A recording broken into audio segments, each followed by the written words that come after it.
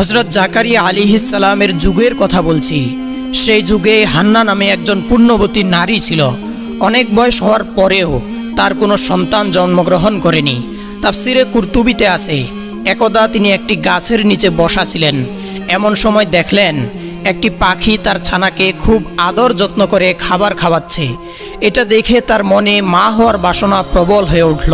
অতঃপর সে আল্লাহ রাব্বুল আলামিনের দরবারে ফরিয়াদ করল, রব্বি ইন্নী নাযারতু লাকা মা ফি বাতনি মুহাররারা ফাতাকাব্বাল মিন্নী ইন্নাকা আনতাস সামিউল আলিম। হে আমার প্রতিপালক, আমার গর্ভে যা আছে আমি তা আপনার জন্য উৎসর্গ করলাম, আপনি তা গ্রহণ করুন। নিশ্চয়ই আপনি সর্বশ্রোতা এবং সর্বজ্ঞানী। অর্থাৎ তিনি বলতে চাচ্ছেন, হে আল্লাহ রাব্বুল আলামিন, আমার অনেক বয়স হয়ে গেল কিন্তু আমার কোনো সন্তান জন্মগ্রহণ করলো না। আমি তোমার দরবারে মানত করছি, যদি তুমি আমাকে কোনো সন্তান দান করো তাহলে তোমার ঘর বাইতুল মুকাদ্দাসের খেদমতে আমি সেই সন্তানকে উৎসর্গ করব। হান্নার এই মানতের কিছুদিন পরে আল্লাহ রাব্বুল আলামিন তার গর্ভে একজন সন্তান দান করলেন। তিনি তার গর্ভের সন্তানকে দেখে অত্যন্ত খুশি হলেন, কিন্তু তার এই খুশি বেশি দিন স্থায়ী হলো না। কেননা যখন তিনি সন্তানটি প্রসব করলেন তখন দেখতে পেলেন তিনি একটি কন্যা সন্তান জন্মদান করেছেন। কন্যা সন্তান দেখে হান্নার মন অত্যন্ত ভারাক্রান্ত হয়ে পড়ল। তখন তিনি আল্লাহ রাব্বুল আলামিনের দরবারে ভারাক্রান্ত মনে প্রার্থনা করলেন, রব্বি ইন্নী ওয়াদাতুহা উনসা আল্লাহু আ'লামু বিমা ওয়াদাত। হে আমার রব, আমি তো কন্যা সন্তান প্রসব করেছি। হে মাবুদ, আমি তোমার দরবারে মানত করেছিলাম, যদি তুমি আমাকে একজন সন্তান দান করো তাহলে আমি তোমার ঘর বাইতুল মুকাদ্দাসের খেদমতের উদ্দেশ্যে সেই সন্তানকে উৎসর্গ করব। কিন্তু আমি তো একজন কন্যা সন্তান জন্মদান করলাম। এই কন্যা সন্তানকে আমি কিভাবে তোমার ঘর বাইতুল মুকাদ্দাসের খেদমতে উৎসর্গ করব? আর বাইতুল মুকাদ্দাসের কর্তৃপক্ষও কি এই কন্যা সন্তানকে খেদমতের জন্য গ্রহণ করতে চাইবে? হান্নার এই ভারাক্রান্ত প্রার্থনা শুনে আল্লাহ রাব্বুল আলামিন তৎক্ষণাৎ তাকে জানিয়ে দিলেন, হে হান্না, তুমি হয়তো একটি কন্যা সন্তান জন্মদান করে ভারাক্রান্ত হয়ে পড়েছ। তুমি চেয়েছিলে একটি পুত্র সন্তান জন্মদান করতে, কিন্তু তুমি জেনে রাখো যে কন্যাটি তুমি জন্মদান করেছ এটি কোনো সাধারণ কন্যা নয়। পৃথিবীতে অনেক পুরুষের চাইতে এই কন্যার মর্যাদা অনেক বেশি এবং অফুরন্ত ও সীমাহীন। আর তুমি যে চিন্তা করছো বাইতুল মুকাদ্দাসের কর্তৃপক্ষ তাকে খেদমতের জন্য গ্রহণ করবে কিনা, সে ব্যাপারেও তুমি কোনো চিন্তা করিও না। তুমি তোমার কন্যাটিকে লালন পালন করো। যখন সে উপযুক্ত বয়সে উপনীত হবে তখন তুমি তাকে বাইতুল মুকাদ্দাসের খেদমতে উৎসর্গ করার জন্য নিয়ে যেও, আমি তাকে গ্রহণ করব। হান্না আল্লাহ রাব্বুল আলামিনের পক্ষ থেকে এই সান্ত্বনা বাণী শুনে নিশ্চিন্ত হলেন। অতঃপর তিনি তার কন্যা সন্তানটির নাম রাখলেন মরিয়ম এবং আল্লাহ রাব্বুল আলামিনের দরবারে দোয়া করলেন, ওয়া ইন্নী সাম্মাইতুহা মারইয়াম ওয়া ইন্নী উঈযুহা বিকা ওয়া যুররিয়াতাহা মিনাশ শাইতানির রাজীম। আমি তার নাম রেখেছি মরিয়ম এবং আমি তাকে ও তার সন্তানদেরকে বিতাড়িত শয়তান থেকে আপনার কাছে আশ্রয় প্রার্থনা করছি। হে আল্লাহ রাব্বুল আলামিন, মারিয়ামকে এবং তার ভবিষ্যৎ বংশধরদেরকে তুমি কবুল করে নিও এবং তাদেরকে শয়তানের ধোঁকা থেকে হেফাজত করিও। অতঃপর হান্না মারিয়ামকে 7 বছর পর্যন্ত প্রতিপালন করলেন। সেই যুগে বাইতুল মুকাদ্দাসের ইমাম ছিলেন হযরত জাকারিয়া আলাইহিস সালাম।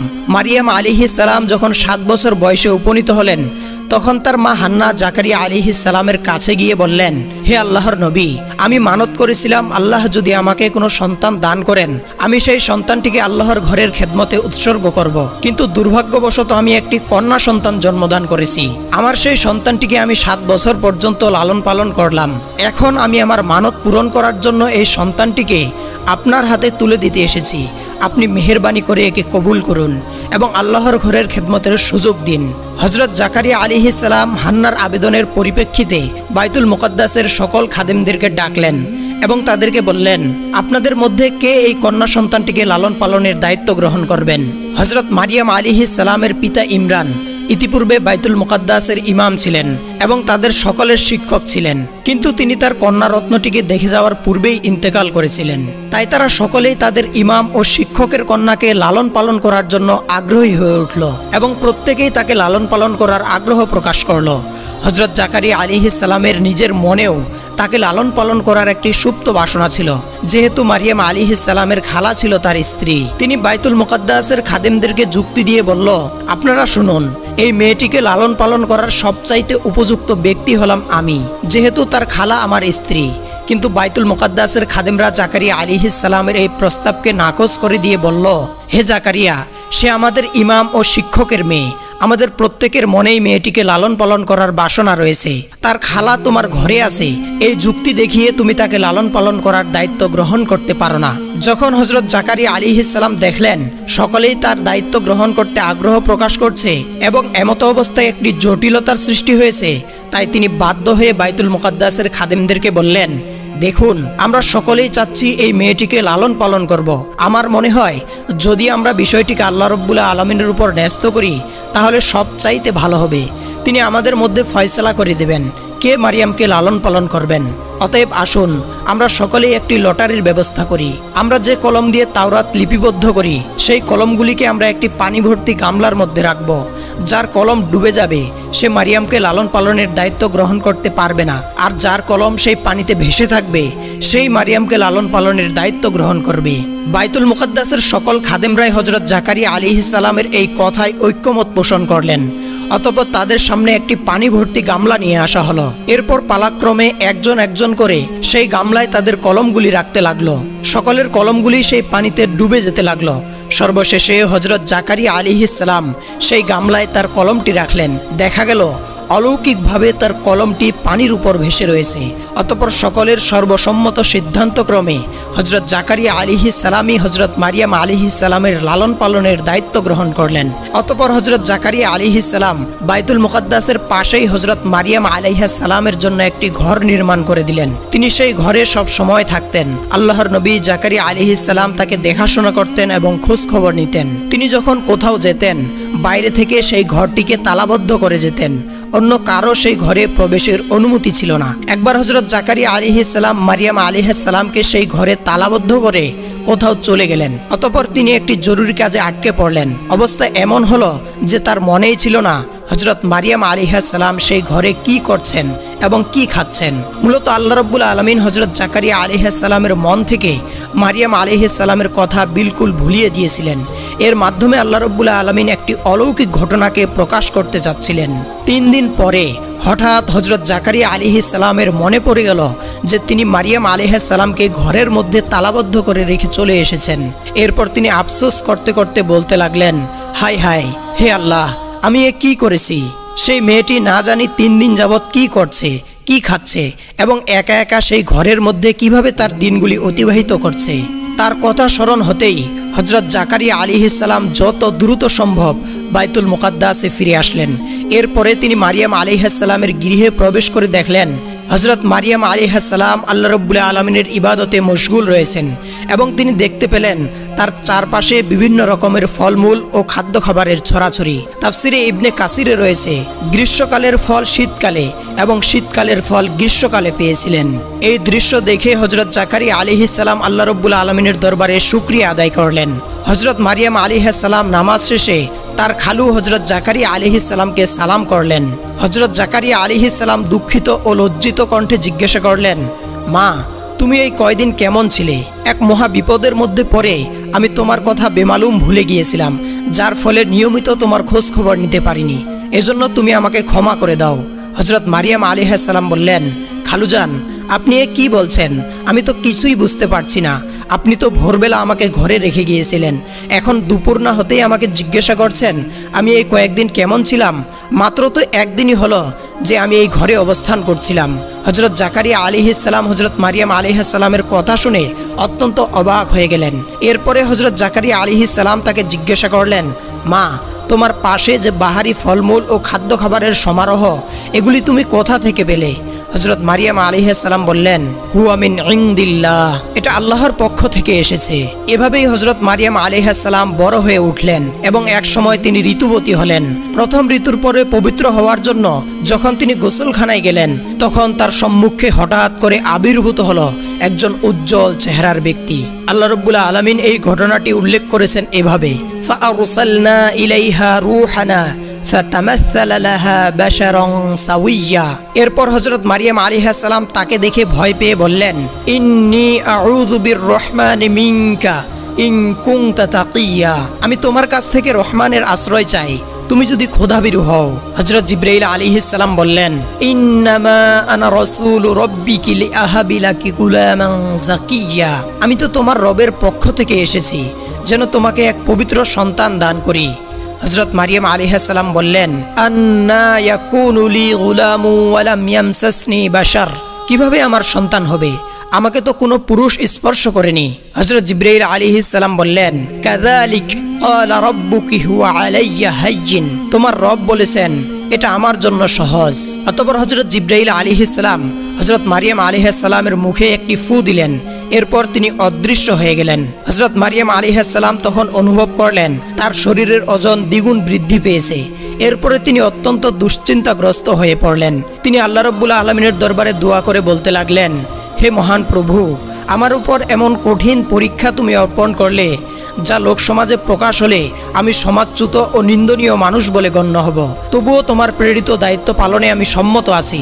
তবে পৃথিবীর অন্য কোনো মানুষকে এই ধরনের কঠিন পরীক্ষার সম্মুখীন করিও না। এমন পরীক্ষার সম্মুখীন হলে অনেকেই ঈমান হারা হয়ে পড়বে। হে দয়ার সাগর, তুমি আমাকে এই কঠিন পরীক্ষা থেকে উত্তীর্ণ হওয়ার তৌফিক দান করো এবং আমাকে ধৈর্যশীলদের অন্তর্ভুক্ত করো। আমার সকল বিপদ ও মুসিবত আসান করে দাও। কিছুদিনের মধ্যেই বনি ইসরাইলদের মধ্যে হযরত মারিয়াম আলাইহিস সালামের গর্ভধারণের কথা প্রকাশ হয়ে পড়ল।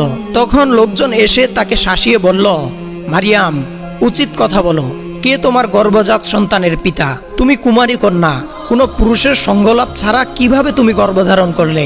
অতএব বলো, কে সেই পুরুষ যে তোমার সাথে এই অপকর্ম করেছে? যদি তুমি তার নাম বলে দিতে পারো তাহলে আমরা তাকে যথোপযুক্ত শাস্তি দিতে পারবো। মারিয়াম আলাইহিস সালাম তাদের প্রশ্নের জবাবে বললেন, আমি কিছুই জানি না, কোনো পুরুষও আমার সাথে অপকর্ম করেনি। তোমরা যা দেখছ সবকিছুই আল্লাহ রাব্বুল আলামিনের নিদর্শন। তিনি আমাকে এই সন্তানটি কোনো পুরুষের সঙ্গ ছাড়াই দান করেছেন এবং তিনি আমাকে সংবাদ দিয়েছেন আমার গর্ভজাত সন্তান এই যুগের একজন নবী হবেন। এর বাইরে আর কোনো কথা আমার জানা নেই। এর মধ্যে একজন যুবক বলে উঠল, দিবারাত্র মসজিদে ইতিকাফের নামে কক্ষ বন্ধ করে অন্য পুরুষের সাথে অপকর্ম করছ। এবার তা ফাঁস হয়ে গেছে। এখন নানা বাহানায় সেই কথাগুলিকে গোপন করার চেষ্টা করছ। আসল ঘটনাটি খুলে বলো, কার সাথে তুমি অপকর্ম করেছ? যদি তুমি স্বেচ্ছায় না বলো তাহলে আমরা যে কোনো উপায়ে খুঁজে বের করব এবং তোমার মুখ থেকে সেই লোকটির নাম বের করেই ছাড়ব। তাদের এরূপ হাজারো লাঞ্ছনামূলক কথা শোনার পরেও হযরত মারিয়াম আলাইহিস সালাম তাদেরকে একটি কথাই বারবার বলছিলেন, আমার এই গর্ভের সন্তান আল্লাহ রাব্বুল আলামিনের দান, এছাড়া আমি কিছুই জানি না। অবশেষে বিরক্ত হয়ে সেই লোকগুলি তার কাছ থেকে ফিরে গেল। এভাবেই হযরত মারিয়াম আলাইহিস সালাম কেঁদে কেঁদে 10 মাস 10 দিন অতিবাহিত করলেন। তারপরে হঠাৎ একদিন তার প্রসব বেদনা শুরু হলো। তখন তিনি ঘর থেকে বেরিয়ে এক বিরাট মাঠের দিকে পাড়ি জমালেন। যেই মরুভূমিতে হযরত মারিয়াম আলাইহিস সালাম সন্তান প্রসবের জন্য গিয়েছিলেন সেই স্থানটির নাম ছিল বাইতুল আম। স্থানটি ছিল বাইতুল মুকাদ্দাস থেকে 12 মাইল দূরে। সেখানে পৌঁছে তিনি একটি খেজুর গাছের নিচে উপবেশন করলেন। তখন তার প্রসব বেদনা তীব্র হলো। একে তো চলছিল তার প্রসব বেদনা, অন্যদিকে চলছিল মানুষের সমালোচনার ভয়। এই কারণে হযরত মারিয়াম আলাইহিস সালাম বেদনায় অধীর হয়ে বললেন, ইয়া লাইতানি মিতু ক্বাবলা হাযা ওয়া কুনতু নাসিয়াম মানসিয়া, হায়, আমি যদি এর আগেই মারা যেতাম এবং মানুষের স্মৃতি থেকে বিস্মৃত হয়ে যেতাম। এরপরে হযরত মারিয়াম আলাইহিস সালাম একটি ফুটফুটে পুত্র সন্তান জন্মদান করলেন। তিনি যখন এমনই চিন্তায় অধীর ছিলেন, তাকে সাহায্য করার মতো সেখানে কেউ ছিল না। এমন সময় আল্লাহর ফেরেশতা হযরত জিবরাইল আলাইহিস সালাম সেখানে অবতরণ করলেন এবং মারিয়ামের পাশেই একটি সুন্দর বেহেশতি নহরের সৃষ্টি করে দিলেন। এরপর তাকে নির্দেশ করলেন, হে মারিয়াম, তুমি ঝর্ণার পানি ও বৃক্ষের খেজুর ভক্ষণ করো। এরপর হযরত মারিয়াম আলাইহিস সালাম খেজুর খাবার ইচ্ছা করা মাত্রই খেজুর বৃক্ষটি তার মাথা হযরত মারিয়াম আলাইহিস সালামের কোলের কাছে ঝুঁকিয়ে দিলেন। তিনি হালকাভাবে খেজুরের ডালে নাড়া দিলেন, এতে করে তরুতাজা খেজুরগুলি ঝরে পড়ল। তখন তিনি খেজুর ও নহরের পানি পান করলেন এবং অনেকটা সুস্থ হয়ে উঠলেন। আল কুরআনের ভাষায় হযরত জিবরাইল আলাইহিস সালাম তখন বললেন, হুজ্জি ইলাইকি বিজিসইন নাখলাতি তুসাকিত আলাইকি রুতাবান জানিয়া, তুমি গাছের কাণ্ডে নাড়া দাও, তাতে তরুতাজা খেজুর ঝরে পড়বে। অতঃপর জিবরাইল আলাইহিস সালাম তাকে বললেন, মারিয়াম, তোমার অপবাদের ব্যাপারে কোনো চিন্তা করিও না। লোকেরা যদি তোমাকে সন্তানের ব্যাপারে কোনো কিছু জিজ্ঞাসা করে তাহলে তুমি ইশারায় বলে দিও আমি রোজা রেখেছি। বনি ইসরাইলীদের সেই যুগে রোজা রাখা অবস্থায় কথা বলা নিষিদ্ধ ছিল। তোমার পক্ষ থেকে তোমার নবজাতক পুত্র আল্লাহ রাব্বুল আলামিনের কুদরতে তাদের সকলের প্রশ্নের উত্তর দিয়ে দিবেন। এরপর ছেলেকে কোলে তুলে নিয়ে হযরত মারিয়াম আলাইহিস সালাম অশেষ তৃপ্তি লাভ করলেন। তিনি অপলক চোখে ছেলের মুখ পানে তাকিয়ে রইলেন। অতঃপর হযরত মারিয়াম আলাইহিস সালাম নবজাতক সন্তানকে কোলে তুলে বাইতুল মুকাদ্দাসের দিকে রওনা হলেন। দীর্ঘ সময় পরে তিনি সেখানে এসে পৌঁছালেন। বনী ইসরায়েলের লোকেরা এই খবর জানতে পেরে মজা দেখার জন্য সেখানে ভিড় করল। তখন তারা তাকে প্রশ্ন করল, ইয়া উখতা হারুনা মা কানা আবুকি ইমরাআ সাউইন ওয়া মা কানাত উম্মুকি বাগিয়া। হে হারুনের বোন, তোমার পিতা তো কোনো মন্দ লোক ছিলেন না এবং তোমার মাও তো কোনো ব্যভিচারী ছিলেন না। তাহলে বলো, বিবাহ ছাড়া কুমারী নারী হয়ে তুমি কিভাবে একটি সন্তান জন্মদান করলে? ফাআশারাত ইলাইহি। অতঃপর হযরত মারিয়াম আলাইহিস সালাম সেই সন্তানটির দিকে ইশারা দিলেন এবং তিনি তাদেরকে বুঝিয়ে দিলেন, আমি মানতের রোজা রেখেছি, আমি কথা বলতে পারবো না। তোমাদের যা জিজ্ঞাসা করার তোমরা এই সন্তানটির কাছে জিজ্ঞাসা করো, সেই তোমাদের প্রশ্নের উত্তর দিবে। তখন তারা বলল, কাইফা নুকাল্লিমু মান কানা ফিল মাহদি সাবিয়্যা। আমরা কিভাবে এমন একজনের সঙ্গে কথা বলবো যে দোলনায় এখনো একটি শিশু? তখনই হযরত ঈসা আলাইহিস সালাম অলৌকিকভাবে বলে উঠলেন, ইন্নী আব্দুল্লাহ আতানিয়াল কিতাবা ওয়া জাআলানি নাবিয়্যা ওয়া জাআলানি মুবারাকান আইনামা কুনতু ওয়া আওসানি বিস-সালাতি ওয়াজ-যাকাতি মা দুমতু হাইয়্যা وبرا بوالدتي ولم يجعلني جبارا شقيا والسلام علي يوم ولدت ويوم أموت ويوم أبعث حيا।